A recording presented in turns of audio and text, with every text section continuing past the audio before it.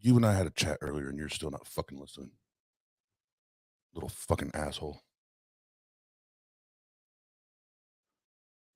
Little motherfucker.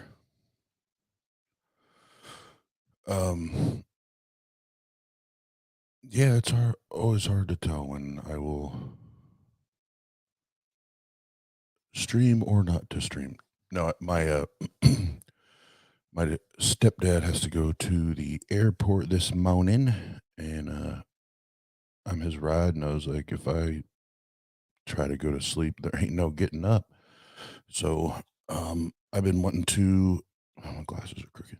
I've been wanting to go over these two little short clips from Frankenbeans. Frankenbeans, that's what I call him. Frank, fuck it up, Turek. Fuck it up. Because as Jim Hall, he made a comment on one of my posts about this stream that he met him twice, and he's just a dishonest or disingenuous. I can't remember which one he said, but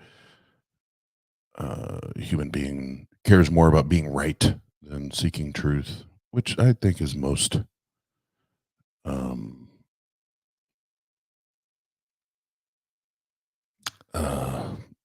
not all, but majority of Christians, especially those that we find on the interwebs. So the first one is what the fuck's this one called? Errors in the Bible. So like 7 minutes long, I want to say something like that. And then and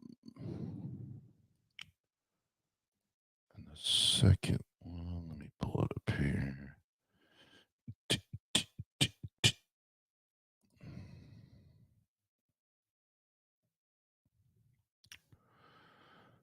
Oh, yeah, and then the second one is titled "The One Person Not Welcome in a Church." I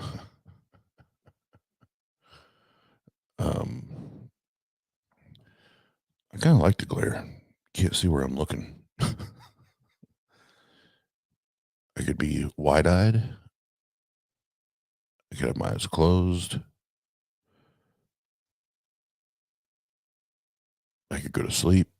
No, I couldn't go to sleep because I snore like a motherfucker. So that'd be a dead giveaway.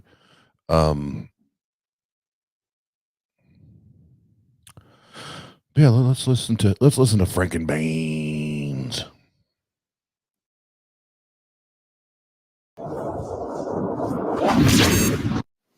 How do you account for the errors of the scribes when the New Testament was handed down person to person? Yeah, excellent question. There are errors that we know about. Why? Because we can compare the documents, we can compare the manuscripts and see where the errors are. In fact, let me see if I can show you.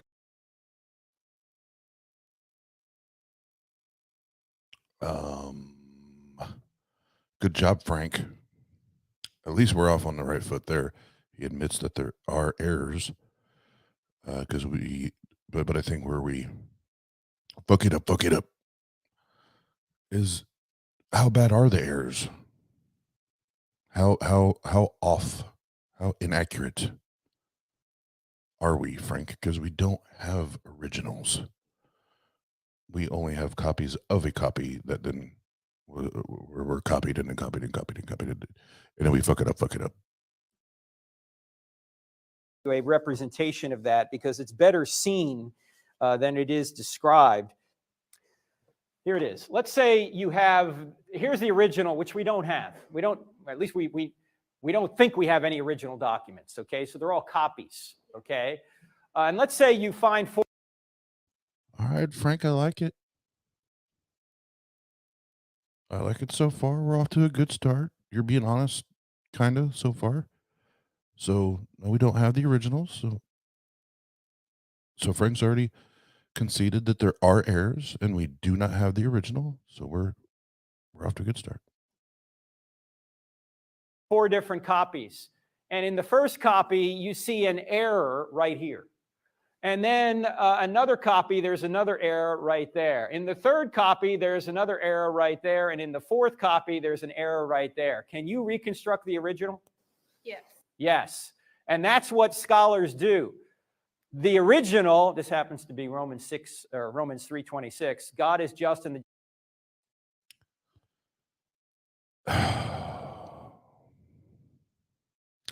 I knew that wouldn't last very long.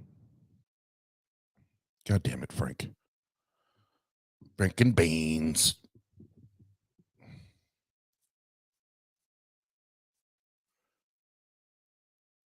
I like how he just took just a single, very basic word, just, and just fucked around with the order or the where the letter would have been. No, that's not.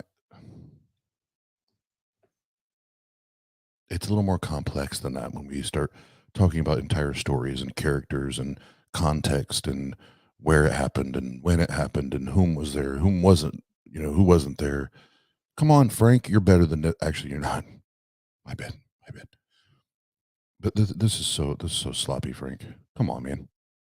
Come on, bruh. Step your game up.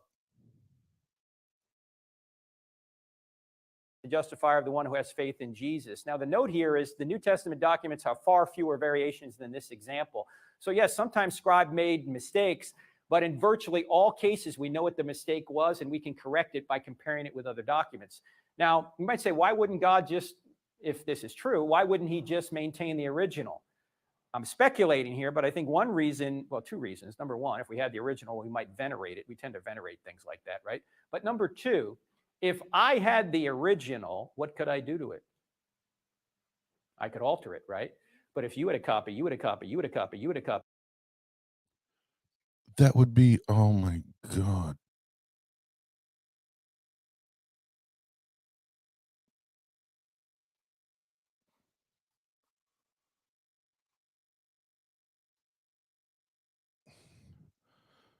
Frank, come on, bro.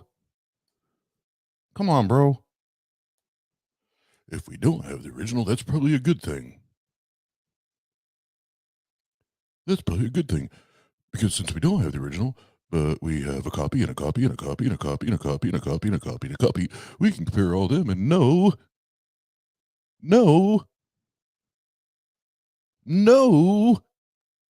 that this shit's real.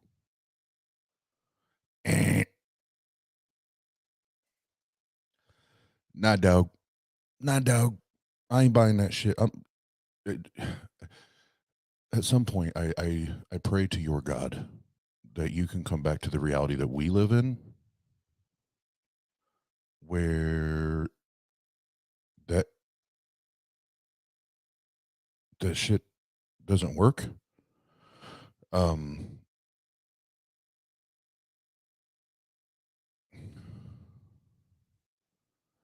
But I do have to go back to the what if, or I'm not sorry, not what if, why didn't God, if he's all knowing, if he's all powerful, and he's blah, blah, blah, blah, blah, blah, blah, why didn't he like hide a copy of this motherfucker somewhere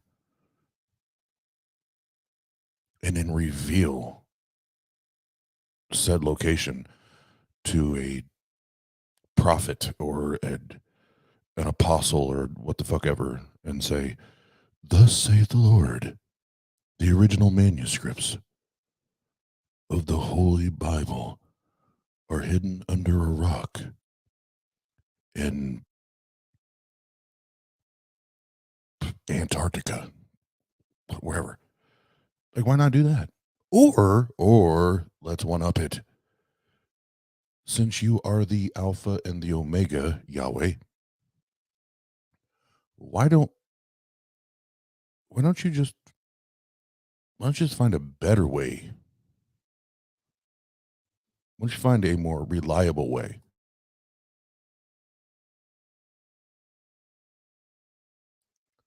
to communicate your message to your creation than an ancient fucking text that a bunch of people wrote down and depended on oral tradition, and half of them are fucking illiterate, and like God's pretty dumb. If he's real, he's pretty dumb. He's a dumb sack of shit. You had a copy, you had a copy, and I had a copy, and I changed my copy. Is everyone going to know who changed their copy?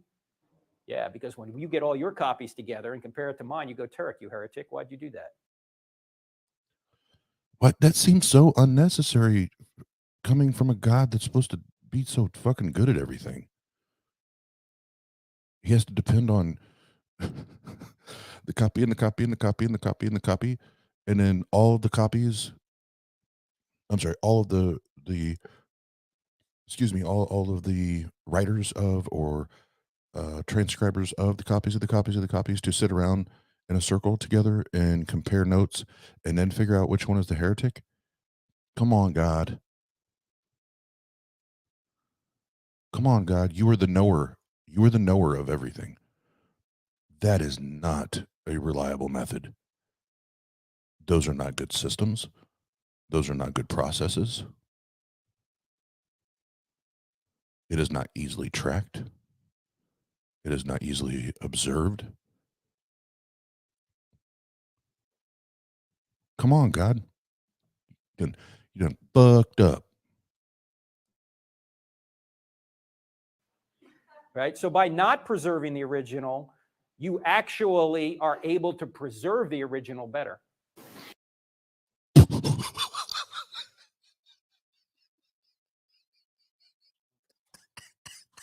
I've heard it all. I've fucking heard it all. I've originally fucking heard everything. How did I miss that when I was reviewing this? I didn't even know he said that. That is fucking amazing. We can actually better preserve the original text by not actually having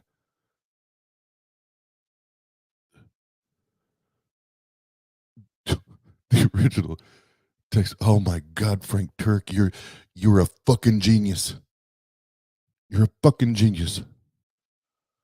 And this is why I call this man Franken Beans. That's why I call this man Frank and fucking Beans. You got a bean for a fucking brain. Did y'all hear that? Did y'all hear what that motherfucker just said? Oh, I gotta rewind that shit. This is pure fucking genius.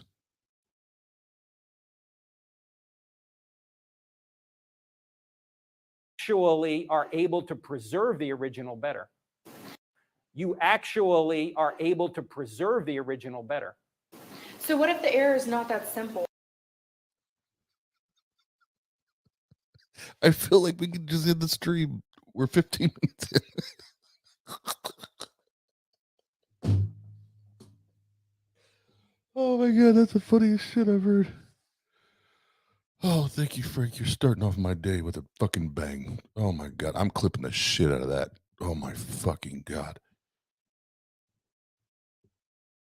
Hold on, I gotta get the timestamp, guys. I think this says 2. All right. No, Andrew, I don't think he does, and if he does, I don't think he cares. This is how he makes his moolah. Like, what if it's a difference in concept? So if we have these copies and say copy 1 gets 12 copies, copy 2 gets 24 copies, and then you've got copy 4 that gets 400 copies, but copy 4 is the incorrect copy, then how do we justify truth in that? As well as how do we justify the truth in Jesus's exact words when Before Frank says a fucking word, if he actually pretends to understand what the fuck she just said, he is just a dishonest piece of shit. I don't even know what the fuck she just said. This copy's got a copy, and then 24, and then 300, and then 200 copies, and the copy, and the copy, and the copy, and the copy. What? Now watch Frank's gonna be the goddamn salesman. Frank's gonna be the goddamn salesman. He's gonna sell this shit, even though he doesn't know what the fuck she just asked. Holy shit, this is amazing. How did I miss this? I must have accidentally fast forwarded or fell asleep during this part or something. And we didn't hear them ourselves. Okay. There is no significant doctrine, theological doctrine, that is affected by any variant. And who admits this? Bart Ehrman himself. Okay. So Bart Ehrman, the great. Oh, now we're going to special plead. Great job, Frankenbeans. Frankenbeans. I just can't get over the copies not having the original. Yeah, whatever the fuck you said. Huh. This is gold. Great skeptic admits that the New Testament documents are reliable. In fact, let me show you a quote. No, that's not what Ehrman says. Why do Christians do this? They always quote the atheists like that bolsters their argument. Just because the atheists may agree with you on something within the text doesn't mean they agree with everything. That's not the way this fucking shit works, Frank.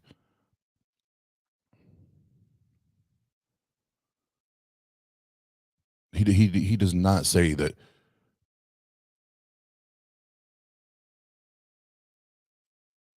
He does not say that everything in the Gospels is reliable. That's not what the fuck he says, bro. Man, stop with that shit. He will concede.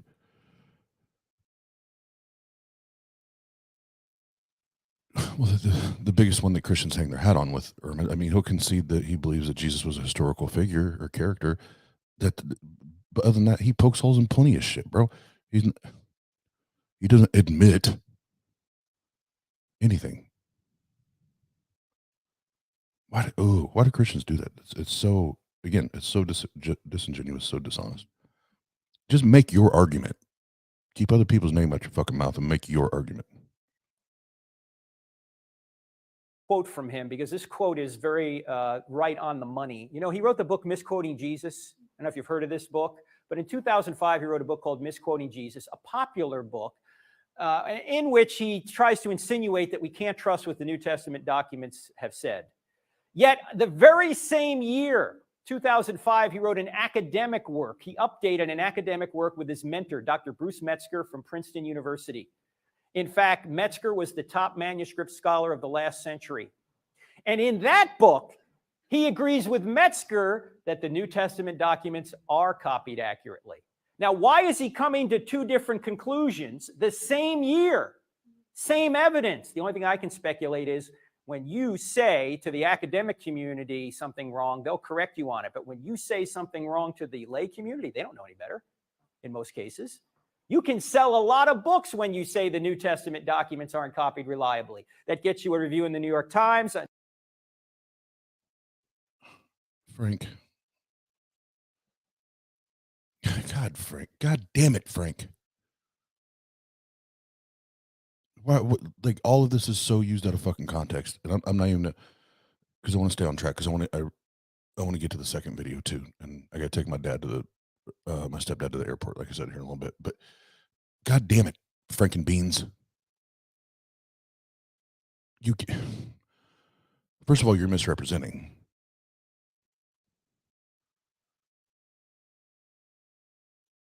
And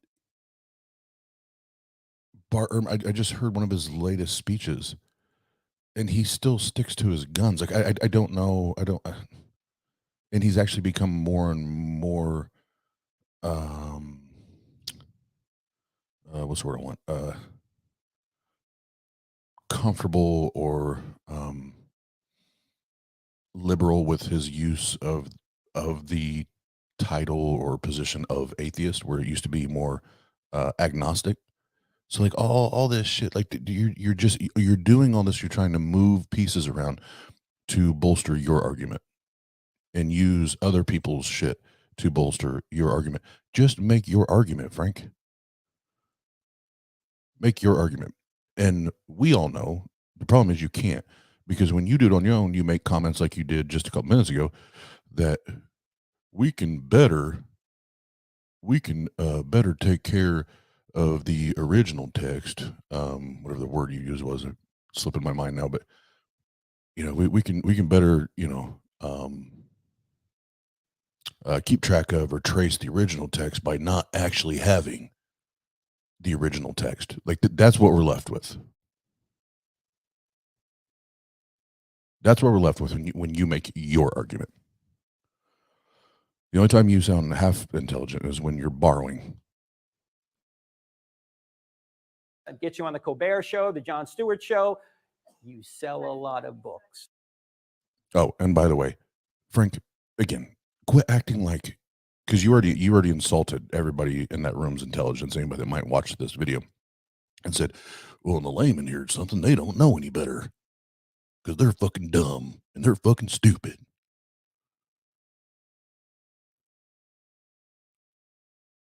And then you want to tell them, oh, you want to sell a book in America?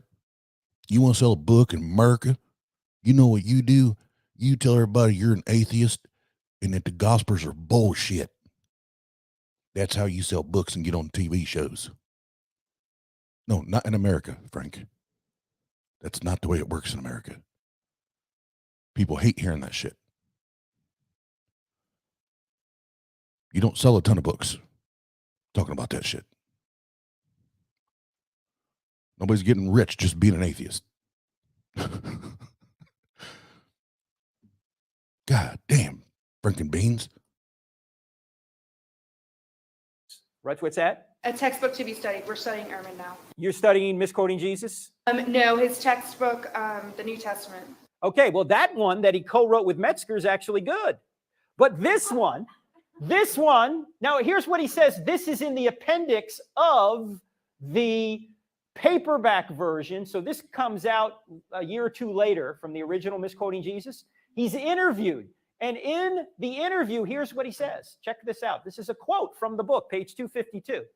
He says, Bruce Metzger is one of the great scholars of modern times, and I dedicated the book to him because he was both my inspiration for going into textual criticism and the person who trained me in the field. I have nothing but respect and admiration for him. And even though we may disagree on important religious questions, he is a firmly committed Christian and I am not. We are in complete agreement on a number of very important historical and textual questions. What are they in agreement on? If he and I were put into a room and asked to hammer out a consensus statement on what we think the original text of the New Testament probably looked like, there would be very few points of disagreement, maybe 1 or 2 dozen places out of many thousands. The position I argue for in Misquoting Jesus does not actually stand at odds with Professor Metzger's position that the essential Christian beliefs are not affected by textual variants in the manuscript tradition of the New Testament. Well, why would you write Misquoting Jesus then?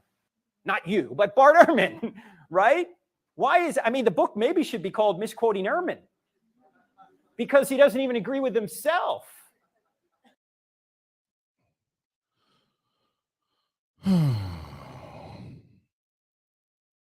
I don't have time to go through and read that whole quote that you just read, but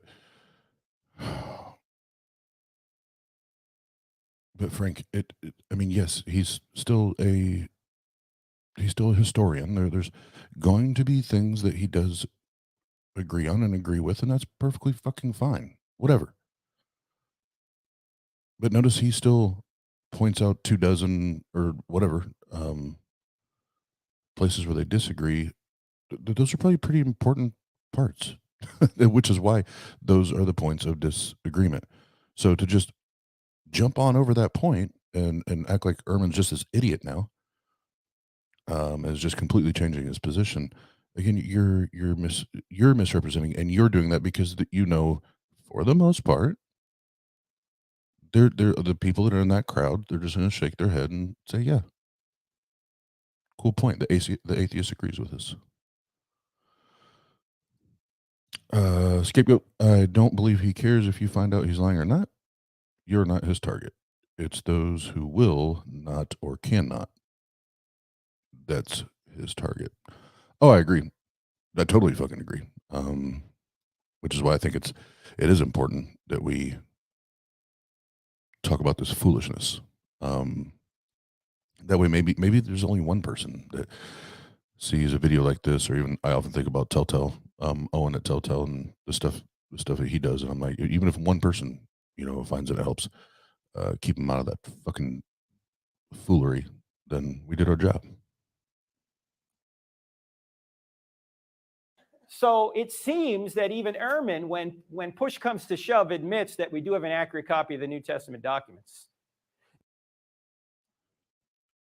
No, Frank, the fucking screen right fucking behind you says there's at least 1 to 2 dozen places that he doesn't fucking agree with Metzger. Come on, bro. Breaking beans. Now, your second question is, how do we know verbatim what Jesus said? We might not know verbatim what he said because there are no quote marks in Greek, so we're not always sure exactly if it's a quote or if it is a paraphrase, because Jesus probably spoke in Aramaic, yet Or hashtag Jesus is a myth, so we'll never fucking know because he never said a fucking word. How about that?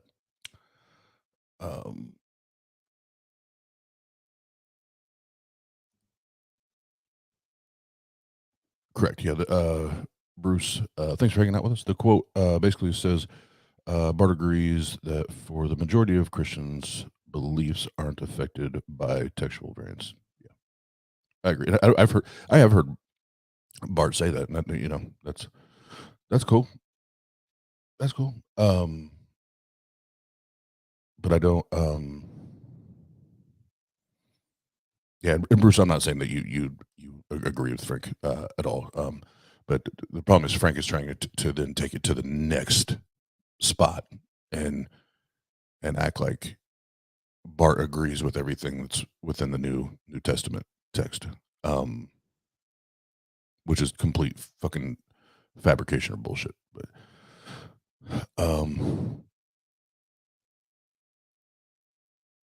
what's up, Doolittles?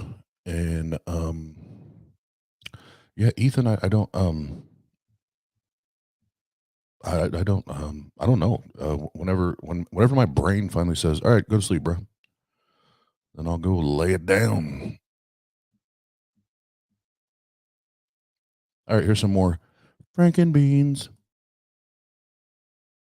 the documents are written in Greek, but that's okay. You can communicate truth in different languages, and you don't have to be exact with what he said. You can get the gist of it. In fact, Jesus said he was an itinerant preacher. He probably... Oh my God. This guy can't be serious. So now we're just going to rely on, well, we got the gist of it. We got the gist of it, guys. And if we got the gist of it, fuck it, it's real. It's fucking real. It's fucking because you got the goddamn gist. Franken beans. Probably gave the same talks in several different places, right? I mean, if you followed me around, I go around to different campuses. I give the same presentations over and over again, but I might say things slightly differently in one place than another place. Yeah, we're aware. Maybe one guy heard it one way, another guy heard it another way. We have the gist of what Jesus said, and that's really all God wanted to tell us. Also, you... What the fuck?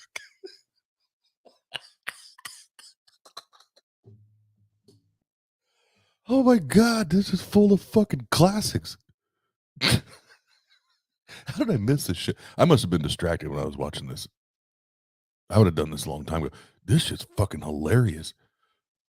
We got the gist of what Jesus said, because that's the way God wanted it. God just wanted us to get the fucking gist. God just wanted us to get the fucking gist. Did y'all hear that? Did y'all hear what the fuck I gotta rewind that one too. This motherfucker. Freaking Baines. Listen to this. This motherfucker says we got the gist of what Jesus said, and that's just the way God wanted it. This is fucking classic. Another guy heard it another way. We have the gist of what Jesus said, and that's really all God wanted to tell us. Also, you might imagine that. He tried to skip right to that. Oh man, that's fucking awesome. What up, Shane? What up, homie?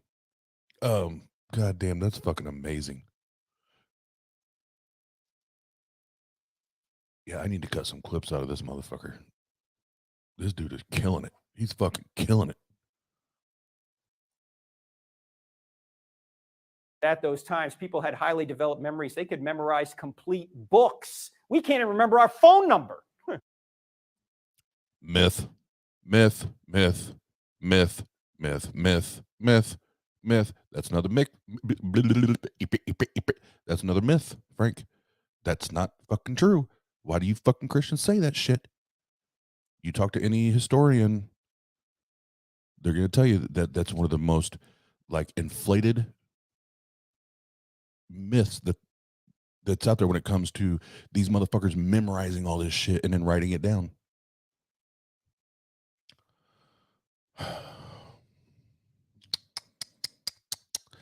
Tisk, tisk, Frankenbeans, tisk, tisk.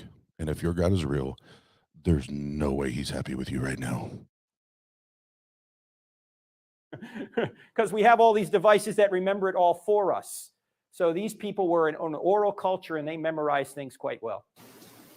Thank you very much. Thank you, Grace. Thank you, Grace. Thank you, Grace. Cringe for Turek. Yeah. Motherfucker. I can't. I've never cared for Turek ever. All right, where's the last one? This one's only about 4 or 5 minutes long, something like that. We'll go through this one, and this one's hilarious too. And then I'll rippity wrap it up and take stepdad to the airport.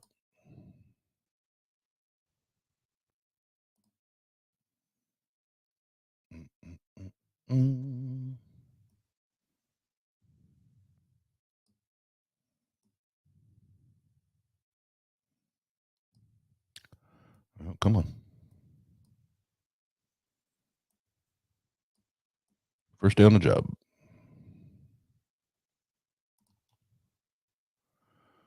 All right, there we go.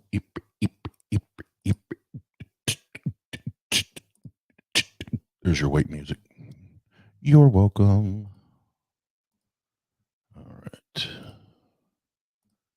Yay, yay. Over the years, the first of which is, I've heard two arguments over the years, the first of which is you cannot lose your salvation, or the once saved, always saved. And the second one is salvation is something that must be maintained or something you can lose. Right. An argument I've heard for the first one is there's a verse that says, no one can take you from the palm of my hand. And one of the many arguments I've heard for the second one is the parable of the talents.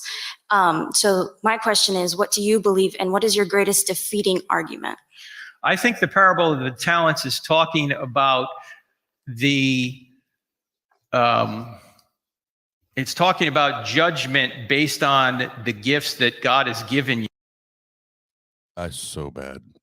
And this one I do remember watching, but I so bad wanted to hear Frank say.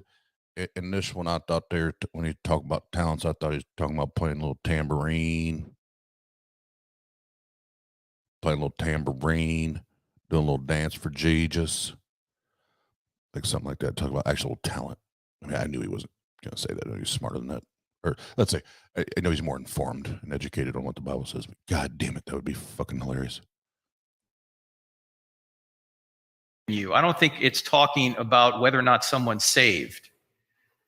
Because in the end, it says that they go to the person who gave them the talents in the end, and he says, depart from me, I never knew thee. Oh, okay, I see what you're saying, that aspect of it. I'd have to go back. That's Luke 12? I don't. All All right. Not off the top. I'd have to go back and look at that. That is interesting, though. But at the end, what Jesus does in the judgment is he takes a talent from the guy who did nothing with it, and he gives it to the guy who did more with it and actually doubled his talent. And so he takes from the least and gives to the guy who had more. This is the opposite of what's called equity. This is called justice, right? He's giving it to the one who worked because this guy didn't work. So it has to do with justice in judgment. But I don't know if the parable of the talents has much to do with whether or not you're saved. I personally think once saved, always saved, but I realize Christians disagree. Well.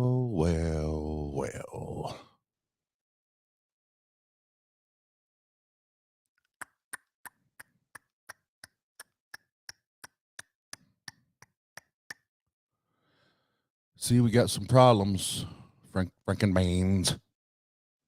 This is where we run into that whole that little issue, of can God be all merciful?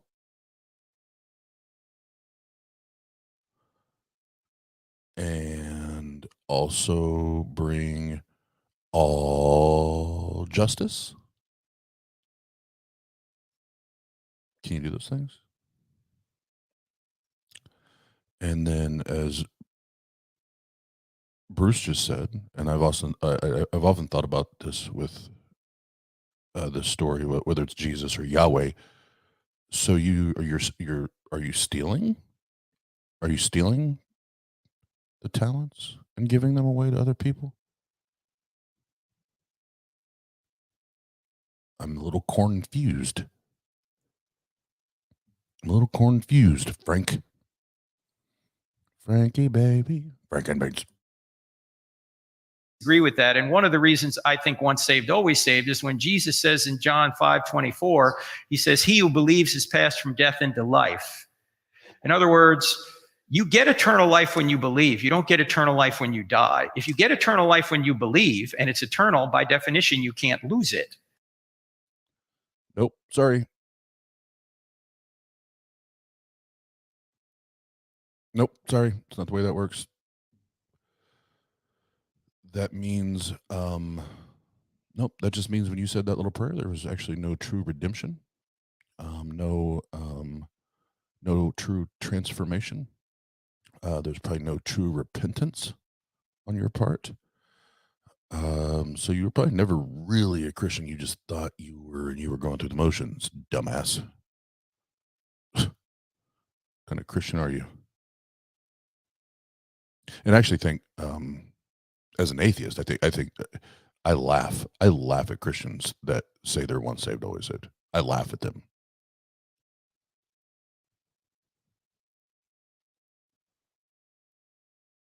I think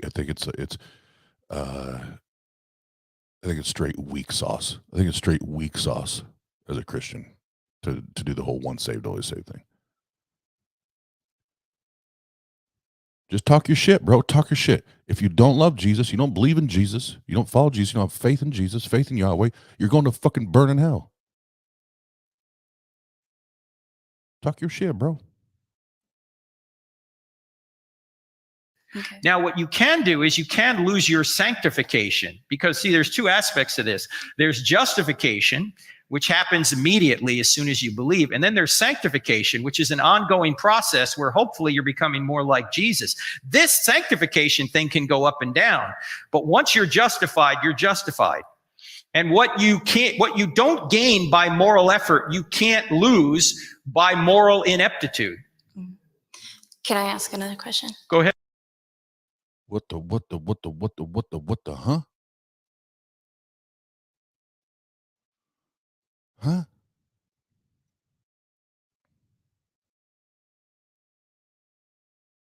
I forget what fucking school he went to, but his doctrine seems to be all over the goddamn place. You can lose justification, but can't lose redemption and whatever the fuck else he said. Like, he's so all over the place. Frankenbeans. I don't understand.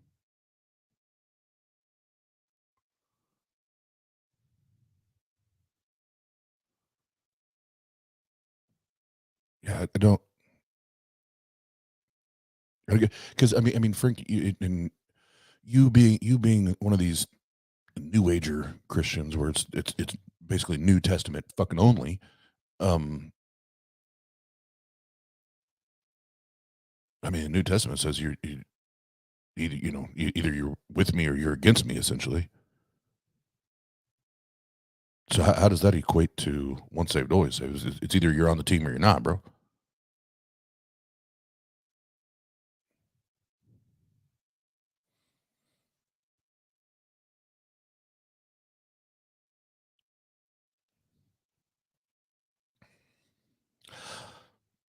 I don't know what you're talking about, Frank. Frankenbeans. Yeah. I do know, and then also in other places in the New Testament, it lists several sins, and it'll be like adulterers, fornicators, et cetera, et cetera. Yeah. They do not enter into the kingdom of heaven. So I realize we all sin. Yeah. We all sin daily. Right. But Do we? Do we though? What is sin?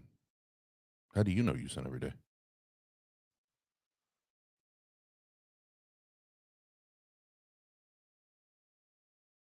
I don't even know what sin is. What is this sin? Oh, well, Austin, you know what sin is. Sin is anything that violates the will or the law of God. Who's God? Which God? Your God? What if I don't give a fuck about your God? See, Frank, if you were smart, if you were really smart, that's what you'd be doing with these young kids. Teach them to critically think, Frank. But you know that's dangerous. Because that's how you turn motherfuckers into atheists. Frankenbeans. And I don't know why I started doing that in between each clip, but I'm entertained by it. So if you're not, I apologize. But I'm going to keep doing it anyway. if a person accepts Jesus as their Lord and Savior, but they go back to those ways, those sinning ways, and they become an active person in that sin, What if somebody claims to be a Christian, but then slides back into sin and thinks the sin is okay? Is that what you're asking? Yeah, and they become an active person. Okay, well, this is going to sound harsh, but this is Paul in 1 Corinthians 5. Oh, this is going to be so harsh coming from a motherfucker that just said once saved, always said. I can't fucking wait, Frank. But anyway, what do you mean active in sin?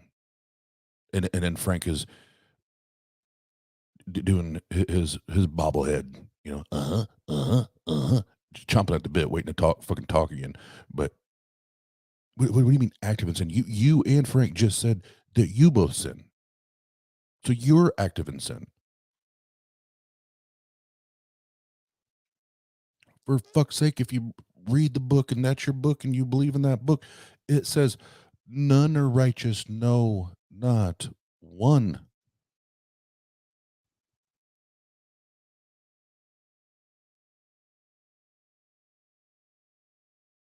I mean, where are we going with this? How many fucking goddamn Olympic level gymnastics do we have to do to try to fucking justify this shit in someone's head?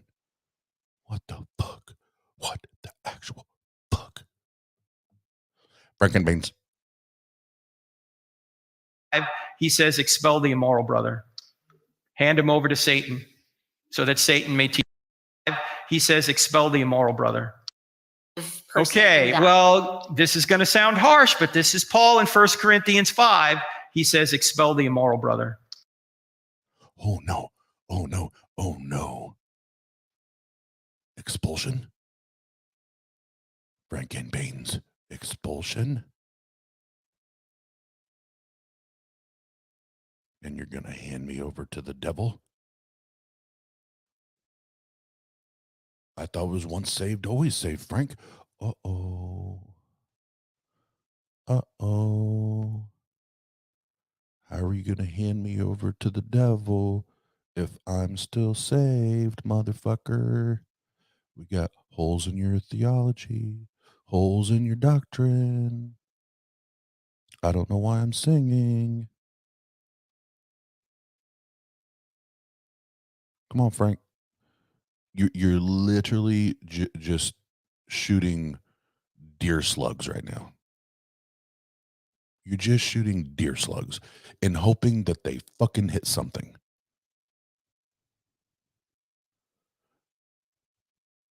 And unfortunately, there's a bunch of, what it appears to anyway, be a bunch of young, malleable minds in the building. And because you have a name in the religious world, they're going to fucking believe your shit, even though you just completely fucking contradicted yourself. Ding, ding, ding, ding, ding. We have a winner, Frankenbanes. Hand him over to Satan so that Satan may teach him a lesson. That's what he says in 1 Corinthians 5. Whoa. Whoa. 1 Corinthians 5. I got to look that shit up right now.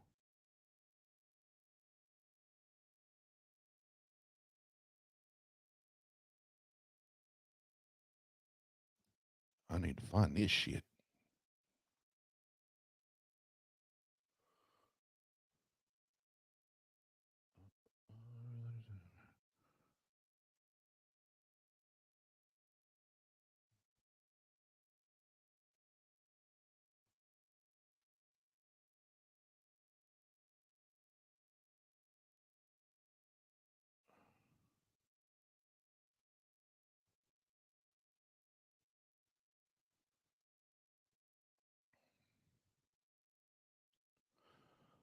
All right, so I'll start at verse 9.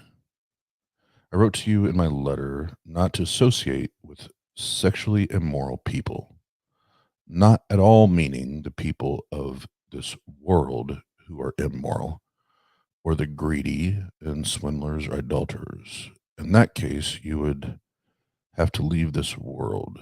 But now I am writing to you that you must not associate with anyone who claims to be a brother or a sister, but is sexually immoral or greedy, an adulterer, a slanderer, a drunkard, or a swindler. Do not even eat with such people. Verse 12, what business is it of mine to judge those outside the church? Are you not to judge those inside? God will judge those outside. Expel the wicked person from among you. Now, I have a little issue, Frank. I thought that's the verse you were talking about. That's why I wanted to look it up. I've got a little bit of an issue, Frank. We need to talk. Sexually immoral or greedy, an idolater or a slanderer or a drunkard or a swindler. Where was the other description? Immoral, greedy. Oh, where'd it go? God damn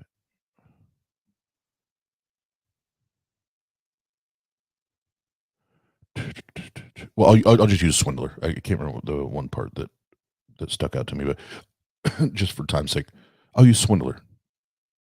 Because it says if they practice any one of these things and call you brother or sister, I would call you a swindler. I would call you a swindler. You're a sales person and you sell bullshit. They should expel your ass because you're dishonest. I mean, there's been one or two just in this short little clip, one for fucking sure, but one or two areas where you completely contradicted yourself.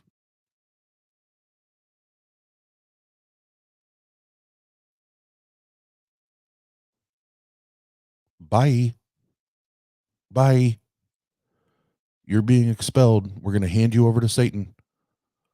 Whoever the fuck that guy is. We're whoever he is, we're handing you over. Like, come on. People, don't believe this shit. Please, please.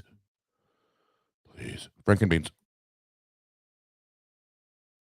Then if you read 2 Corinthians, if you're reading between the lines, it seems that the guy that he sent out of the congregation in 1 Corinthians has come to his senses and is now back in the congregation. What was that guy doing? He was sleeping with his father's wife, and he thought it was okay.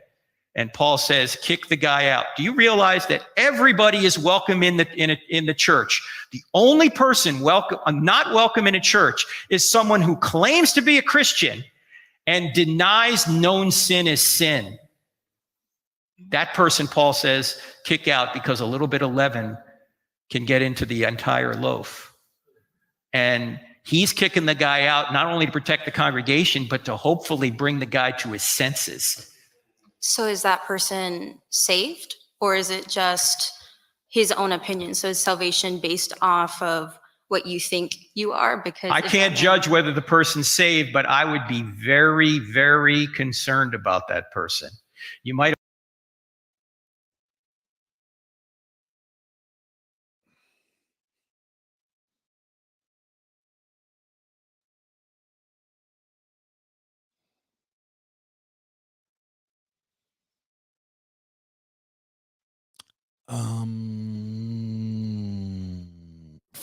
Frank, didn't you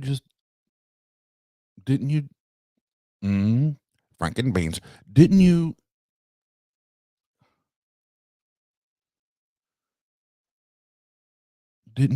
just get done telling us that once you're saved, you're fucking always saved? And now this is the second time you either say we're handing you over to Satan, or you don't know if that person is saved?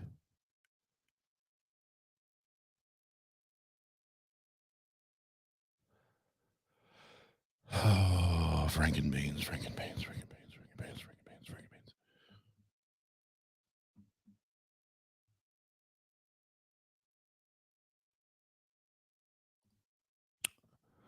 He can't judge, but he'd be very judgmental.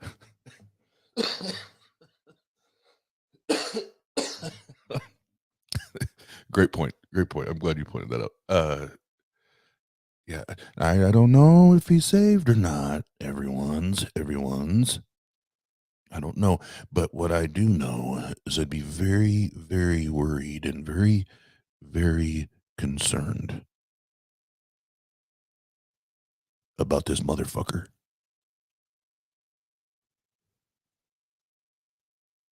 Just be concerned, because he's doing some bad shit, guys. He's being active in sin.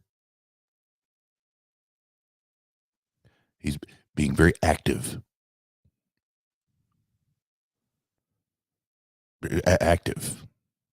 Activating and moving and active, eating in his sin, in his sin nature that he was born with. And oh my God, fuck me.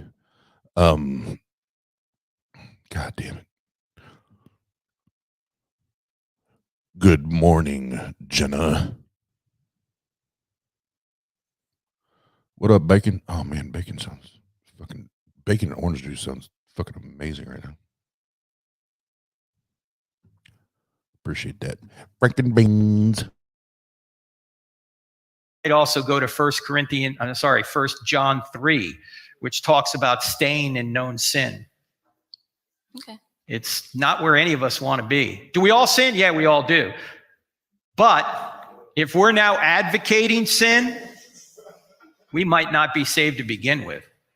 Okay. Make sense? Yes, sir. All Thank right. you. Thank you. How does one? What's up, John Hudson? How oh God, fucking see, that's what. First of all, what the fuck is sin? What the fuck is sin? And if you're born into a sin nature and you're being active in your sin,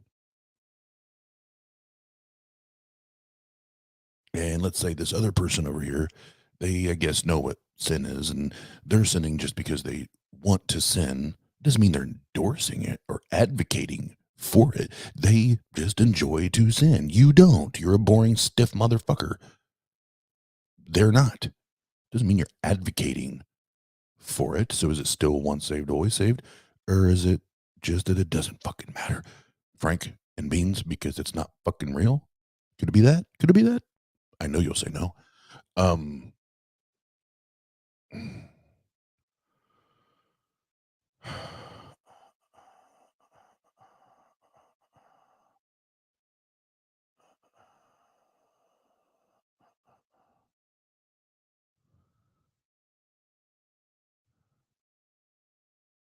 You know, and I just I feel sorry for the young one, because Frank obviously talking his shit, and you know, being young and malleable and open to all sorts of new ideas and things and whatever. But she's, you know, yes, uh huh.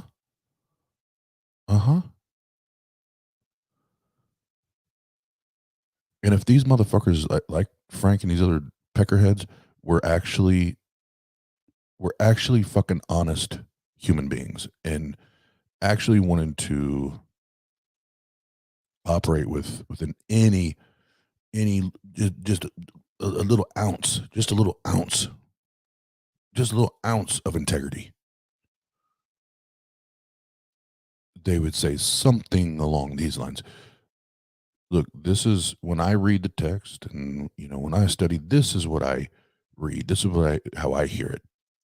This is how I interpret it. But here's what I'm going to challenge you to do. Take that, read it for yourself. You know, gain perspective, gain understanding, because even though it's flawed, even in its context and how it's trying to say it, I do at least appreciate the one text in the Bible, even though it's skewed, says, you know, above all things, you know, gain understanding. It's flawed in its overall message, but yes, especially with this shit, above all things, gain understanding.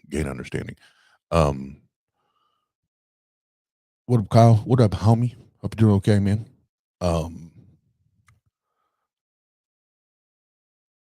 But what I was gonna say is, if Frank really wanted to be honest, or his other apologetic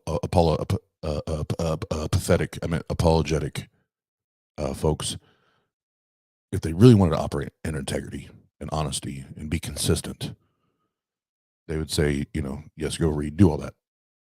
But then I'm gonna challenge you to go over here and read from or listen to these people, and listen to the critics, listen to the skeptics, listen to the atheists, listen to the agnostics, listen to, for fuck's sake, go study other religions, whatever. But don't,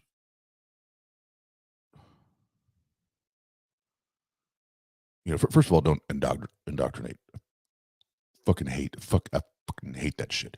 But definitely don't, especially when they're kids and teenagers, quit putting them in these echo chambers and these Jesus thunderdomes where it's like that's all they fucking hear about. So of course that's what they believe. That's all they fucking know. And that's bullshit. It's not fair. It's not fair to the kids. And as an adult,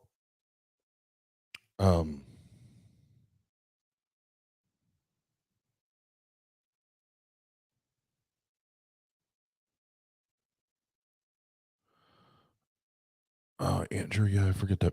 I know you're talking about. I can't remember the name. Yeah, I can't remember the name right this second. I feel like that's right. Yeah, I'd have to go back and look at one of those streams. What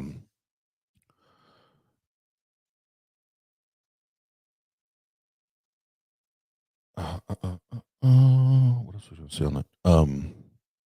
Yeah, just be fair, be consistent, and be you know, give these young people the respect that they deserve as well.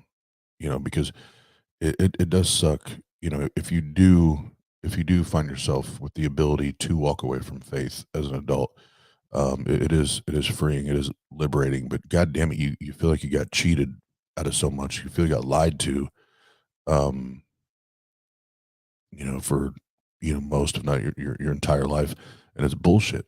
It's bullshit.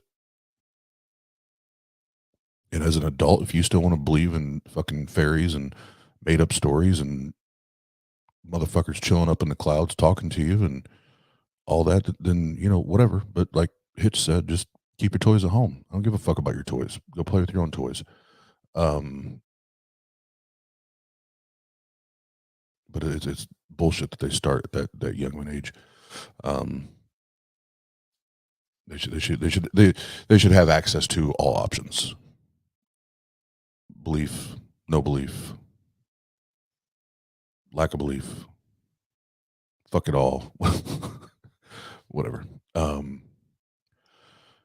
They should not be pigeonholed and cornered into a belief because mommy and daddy say so. Mommy and dad, I love my mom and dad, but they did and said some fucked up shit. Just because they mommy and daddy don't mean they're right. Yeah, I mean. And just because they give that motherfucker a big screen and a microphone does not make him right, young folks. And just because they give your youth pastor skinny jeans with holes in it, a tight t-shirt, and a trucker cap, don't mean that motherfucker's right either. Franken beans.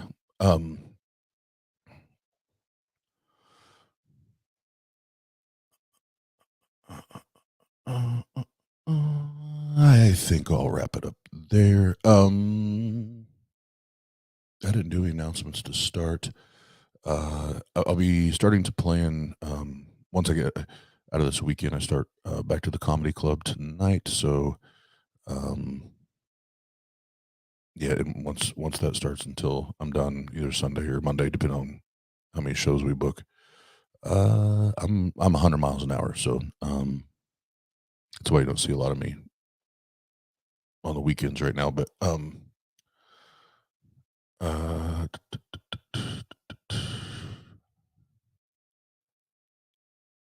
today's so this Tuesday on Jena's Jesus Christ, Jena and I's show.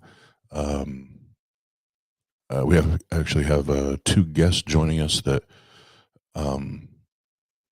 are atheist hip hop artists. And Mandisa sent them our way to interview. They got one's got a new album coming out, and then they collectively they're working on a new comic book series, so that'll be badass.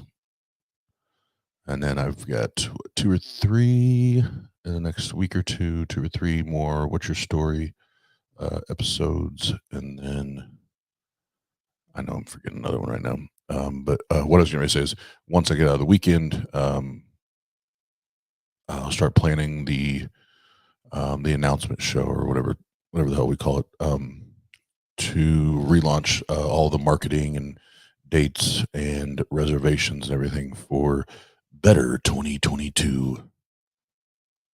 And this will be like attempt number 36. No, I'm just kidding.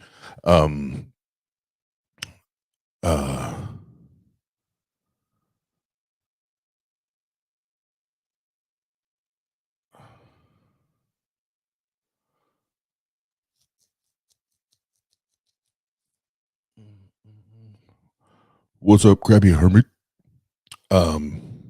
Yeah, sorry, I got distracted. So yeah, we'll announce dates and we are doing a little bit of a different format as far as speakers and everything. We plan on having all but one, and we'll announce who it is. I'm still waiting, but I think one of the speakers will be changing, but we're adding, I think, two more, possibly three,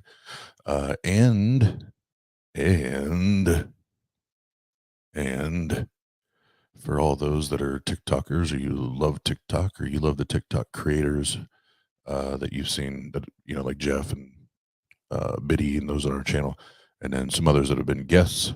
and a couple others that I don't know if they've been on the channel yet or not. But we're actually going to have an entire segment dedicated to TikTok atheist content creators.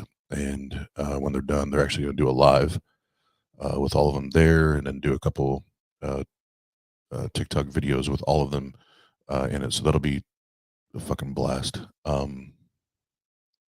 Yeah, a couple other cool elements that we didn't have planned before that we are planning now. So I guess it's just a blessing in disguise. Praise the Jesus. Praise the Jesus. That is a myth. That is a myth.